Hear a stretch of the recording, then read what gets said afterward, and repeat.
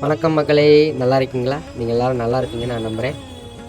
நாம் இன்றைக்கி வந்திருக்கிற இடம் வைத்தீஸ்வரன் கோயில். வைத்தீஸ்வரன் கோயில் அப்படின்ற இந்த இடத்துக்கு இன்னொரு பெயர் இருக்குது. அது புள்ளிருக்கு வேலூர் அப்படின்ற இன்னொரு பெயர் இருக்குது.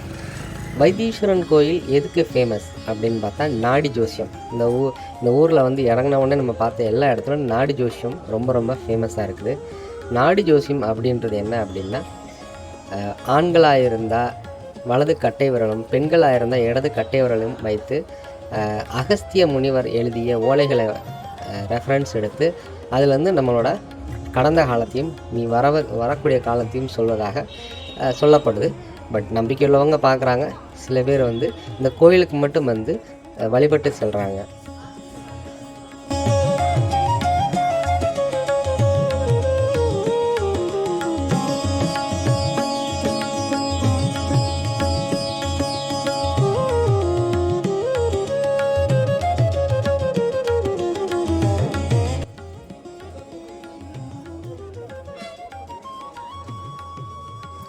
சரி, இந்த வைத்தீஸ்வரன் கோயிலில் வேற என்ன சிறப்பு அப்படின்னு பார்த்தா, இங்கே இருக்கிற சிவபெருமான் வைத்தியநாதனாக உள்ளார். அதாவது மருத்துவத்திற்கெல்லாம் கடவுளாக உள்ளார்.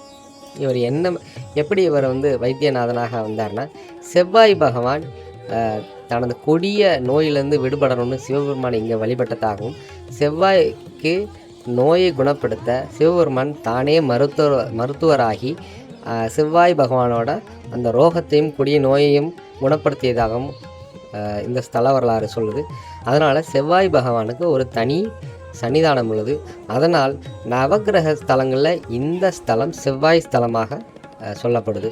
அங்காரகனுக்கு செவ்வாய்க்கிழமைகளில் சிறப்பு பூஜைகளும், செவ்வாய் தோஷம் உள்ளவங்க இந்த கோயிலுக்கு செவ்வாய்க்கிழமைகளில் வந்து பூஜை செய்து வழிபட்டால் நம்ம ஜாதகத்தில் உள்ள செவ்வாய் தோஷங்கள் நீங்கி திருமண தடைகள் நீங்கும் அப்படின்றது ஐதீகம்.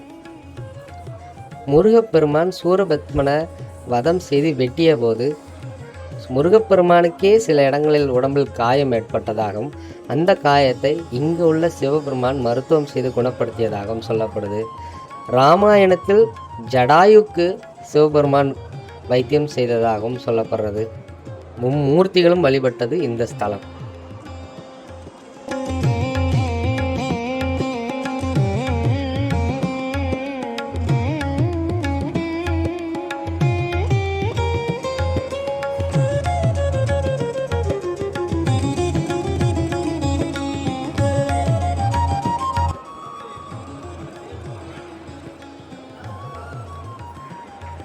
செவ்வாய் பகவான் மட்டும் ஃபேமஸ் கிடையாது இந்த கோயிலில். செவ்வாய் தோஷம் உள்ளவர்கள் வழிபடுறதுக்கு செவ்வாய் பகவானுக்கு தனி சன்னிதானம் உள்ளது. செவ்வாய்க்கிழமையில் வழிபாடு செய்வது விசேஷம் அப்படின்னு சொன்னேன். ஆனால் அது தவிர்த்து நம்ம உடலில் வந்து ஏதாவது தோல் வியாதியோ வேறு ஏதாவது குணப்படுத்த முடியாத நோய்களோ இருந்தால் இந்த கோயிலில் உள்ளே உள்ள குளத்தில் நம்ம பரிகாரம் பண்ணலாம். அது என்ன மாதிரி பரிகாரம் அப்படின்னு பார்த்தீங்கன்னா, உப்பும் மிளகு அப்புறம் வந்து வெல்லம், இது மூணும் இங்கே வந்து உள்ளே வாங்கி வெல்லத்தை அந்த இருக்கிற குளத்தில் கரைச்சி, அந்த கரைத்த கையை அப்படியே எடுத்து தலையில் தெளித்து சிறிது வாயில் வந்து 1-2 ட்ராப்ஸ் விட்டுக்கிறத எப்படி சொல்கிறாங்கன்னா, அந்த ட்ராப்ஸ் வந்து சிவபெருமானே நமக்கு தந்த மருந்து அப்படின்ற மாதிரி ஒரு நம்பிக்கை இருக்குது. அப்புறம் அங்கே இருக்கிற உப்பையும் மிளகையும் நம்ம சன்னிதானத்துக்கு முன்பு உள்ள அந்த தட்டில் வைத்து விட்டு அதிலேருந்து ஒரு உப்புக்கல்லையும் ஒரு மிளகையும் எடுத்து நம்ம வாயில் போட்டு மென்று சாப்பிடணும். இதெல்லாம் மருந்து அப்படின்ற மாதிரியும் சொல்லப்படுது. பிரசாத மருந்து அப்படின்னு சொல்லப்படுது. அது இந்த கோயிலில் வந்து உள்ள ஒரு வழிபாடு. இந்த கோயிலுக்கு வர்றவங்க நிறைய பேர் வந்து என்னென்னா, தோல்வியாதி உள்ளவர்கள், உடலில் குணப்படுத்த முடியாத நோய் உள்ளவர்கள் இந்த கோயிலில் உள்ள இந்த வைத்தீஸ்வரனுக்கு வழிபாடு பண்ணி அர்ச்சனை பண்ணுறது விசேஷம். நீங்கள் பார்க்குற இந்த இடங்களில் தான் மாலைகள், அப்புறம் வந்து பார்த்திங்கன்னா அந்த நான் சொன்ன உப்பு மிளகு வெல்லம் இதெல்லாம் இங்கே கிடைக்கும். இதற்கு எதிர்த்தாப்பில் உள்ள அந்த குளத்தில் வெல்லத்தை கரைச்சி அதை வந்து தலையில் தெளிச்சுக்கிறதும், வாயில் ஒரு சில ட்ராப்ஸ் விட்டுக்கிறதும், பின்பு அந்த உப்பையும் மிளகையும் கோயில் சன்னிதானத்துக்கு முன்பு உள்ள பகுதியில் அந்த எல்லாத்தையும் கொட்டிட்டு அவங்க பூஜை பண்ணி வைத்திருக்கிற ஒரு உப்புக்கல்லும் ஒரு மிளகும் எடுத்து வாயில் போட்டு மெண்டு மிழுங்கி அதை மருந்தாக நாம் ஏற்றுக்கணும் அப்படின்றது இந்த கோயிலோட ஐதீக முறை.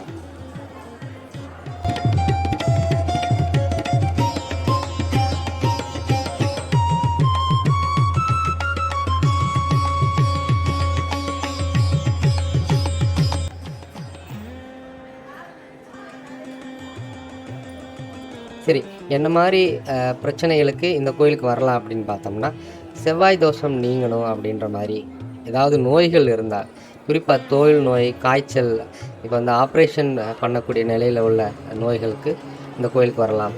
திருமண தடைகள் நீங்க இந்த கோயிலுக்கு வரலாம்.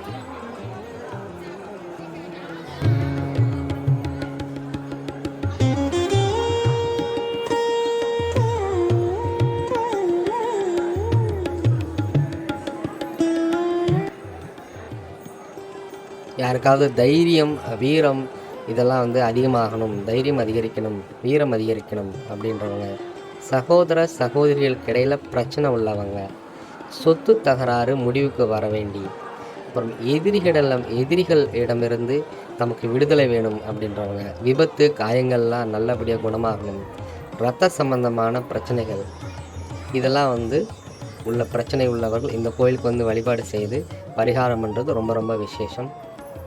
முன்னமே சொன்ன மாதிரி வைத்தீஸ்வரன் கோயிலில் நாடி ஜோசியம் ரொம்ப ரொம்ப பிரசித்தி பெற்றது.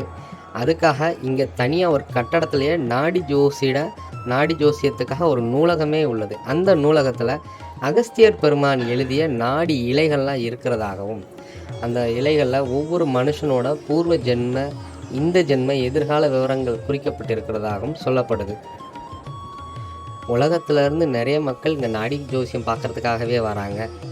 அதனால வைத்தீஸ்வரன் கோயில் ரொம்ப ஃபேமஸ். செவ்வாய் தோஷம் கழிக்கிறதுக்காக, செவ்வாய் பகவானுக்கு வழிபாடு பண்ணுறதுக்காக வராங்க. அதனால் இந்த கோயில் ரொம்ப பிரசித்தி. வைத்தியங்கள், அதாவது மருத்துவ ரீதியாக தான் உடல் குணமாகணும், வைத்தியம் செய்ய முடியாதவர்கள் தன் உடம்பில் உள்ள நோய்கள் குணமாகணும்னு சொல்லிட்டு வர்றவங்க வைத்தீஸ்வரனான இந்த கோயிலில் இருக்க சிவபெருமானுக்கு வந்து பரிகாரம் பண்ணுறவங்க வராங்க. ஆக 3 முக்கியமான பிரசித்தி பெற்ற ஸ்தலமான இந்த வைத்தீஸ்வரன் கோயிலுக்கு தான் இன்றைக்கி நம்ம வந்திருக்கோம். உங்களுக்கு இந்த வீடியோவை காட்டல எனக்கு ரொம்ப பெரும் மகிழ்ச்சி. உங்கள் யாருக்காவது செவ்வாய் தோஷமோ செவ்வாய் பரிகாரமோ செய்யணும்னா கண்டிப்பாக ஒரு நாள் இந்த வைத்தீஸ்வரன் கோயிலுக்கு வந்து பரிகாரம் பண்ணி பலன் அடையணும் அப்படின்னு நான் கேட்டுக்கிறேன். வேறு ஏதாவது உங்களுக்கு தோல் நோய்களோ இல்லை குணப்படுத்த முடியாத அறுவை சிகிச்சைகள் செய்ய வேண்டிய நிலையில் உள்ள நோய்களோ, வைத்தியம் செய்ய முடியாத அளவுக்குள்ள விஷயங்களோ, இல்லை வைத்தியம் செய்து இன்னும் நீங்கள் பாதிப்புலேருந்து விடுபடலைன்னு நினைக்கிறவங்க, வாழ்க்கையில் ஒரு நாளாவது இந்த வைத்தீஸ்வரனுக்கு வந்து வழிபாடு செய்யறிஞ்சு நீங்கள் ஆசி பெறணும், அருள் பெறணும்னு நான் உங்கள் எல்லாத்துக்கும் கேட்டுக்கிறேன். இந்த வைத்தீஸ்வரன் கோயிலுக்கு எப்படி வரணும் அப்படின்னு கேட்டிங்கன்னா, மயிலாடுதுறை நகரத்துலேருந்து 7 கிலோமீட்டர் தூரத்துலையும், சீர்காழிலேருந்து 8 கிலோமீட்டர் தூரத்துலையும், சிதம்பரத்துலேருந்து 27 கிலோமீட்டர் தூரத்துலையும், பூம்புகார் நகரத்துலேருந்து 22 கிலோமீட்டர்லையும் உள்ள இந்த கோயிலுக்கு, வைத்தீஸ்வரன் கோயிலுக்கு தனியாக ரயில்வே நிலையமும் உள்ளது. ரயில்வே கனெக்ஷன் இருந்தால் ரயில்வே ஸ்டேஷன் வந்தும் வரலாம். நல்ல பேருந்து வசதி இருக்குது.